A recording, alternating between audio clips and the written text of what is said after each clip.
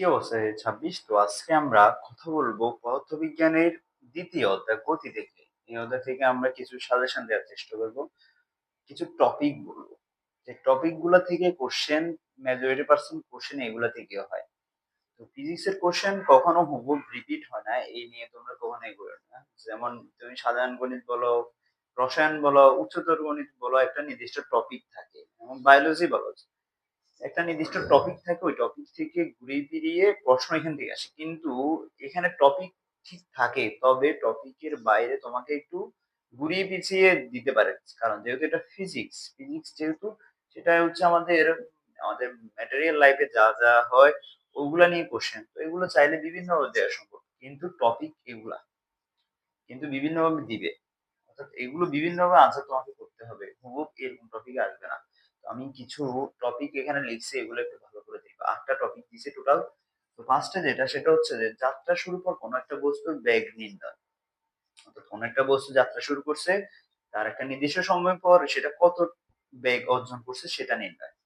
আবার সেম ভাবে যাত্রা শুরু পর কোন একটা বস্তু অতিক্রান্ত দূরত্ব নির্ণয়। এই টাইপের প্রশ্ন হতে পারে। এরপর হচ্ছে এই অধ্যায় থেকে একটা ফেমাস কোশ্চেন হচ্ছে ত্বরণ বনাম সময়ের লেখচিত্র নির্ণয়। তোমাকে ত্বরণ দেয়া থাকবে না, সময় দিবে, হয়তো বেগ দিবে। এগুলো দিয়ে সময় এবং বেগ দিয়ে তোমাকে ত্বরণ বের করতে হবে, তারপর ত্বরণ আর সময়ের লেখচিত্র নির্ণয় করতে হবে।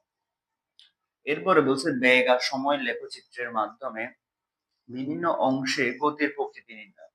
তো বেগ আর সময়ের মধ্যে দিয়ে একটা লেখচিত্র অঙ্কন করতে হবে। তোমাকে ব্যাখ্যা করতে হবে যে একটা নির্দিষ্ট সময় পর বেগের কি কি পরিবর্তন হচ্ছে। বেগ কি সমবেগে বাড়তেছে নাকি সমমন্দনে কমতেছে, কি হচ্ছে না হচ্ছে তোমাকে এগুলো বলতে হবে। এবার হচ্ছে মোট অতিক্রান্ত দূরত্ব, একবারে হাইলি রেকমেন্ডেড একটা কোশ্চেন এটা। এগুলো অনেক ইম্পর্টেন্ট কোশ্চেন।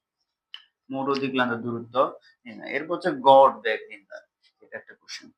এরপর হচ্ছে সর্বোচ্চ উচ্চতায় উঠতে প্রয়োজনীয় সময়।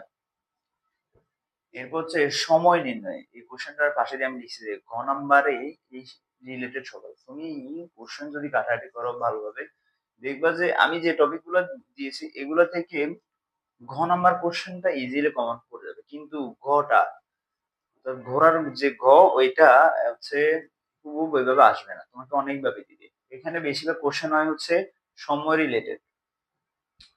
একটা বল একজন ব্যাটসম্যান সিক্স মারছে, ওইটা কি একজন ফিল্ডার ওইটা গিয়ে দৌড়াতে গিয়ে দৌড়াতে পারবে, মানে ধরতে পারবে কিনা, এটা সময় দিয়ে বের করতে হবে যে সে বলটা কতক্ষণে যায় পড়বে এবং ওই যে ব্যক্তিটা ক্যাচ ধরবে সে কতক্ষণে যে ক্যাচটা ধরবে, এটা সমান যদি সমান হয় তাহলে ধরতে পারবে। এরকম সময় নির্ণয়ে ঘ নাম্বারে যে সকল ম্যাথ আছে ৫টা বোর্ড, ২০, ২১, ২২, ২৩, ২৪, ২৫, ৬টা। এই ৬টা বোর্ডের এই কোশ্চেন গুলো দেখবা। এরপর আরেকটা লাস্ট টপিক হচ্ছে তম সেকেন্ড অতিক্রান্ত দূরত্ব। অনেক সময় বলে ষষ্ঠ সেকেন্ড, পঞ্চম সেকেন্ড, দশম সেকেন্ডে অতিক্রান্ত দূরত্ব নির্ণয়। এই রিলেটেড ম্যাথ গুলো দেখবা, এগুলো ঘ নম্বরে আসে। তো এই ৮টা টপিক পড়লে মোটামুটি দ্বিতীয় অধ্যায়টা কভার হয়ে যাবে। বেশি না ২১, ২০, ২১, ২২, ২৩, ২৪, ২৫, ৬টা বোর্ডের কোশ্চেন করবা। ২৫ সালের কোশ্চেনও বাদ দেওয়া যাবে না, করবা। এমনকি তোমার বোর্ড হলো তোমার বোর্ডের কোশ্চেন করবা, ওইটা বাদ দিবে না। ঠিক আছে? তো এই ৮ টা টপিক ভালোভাবে পড়িও। আশা করি ভালো কিছু হবে। ধন্যবাদ সবাইকে।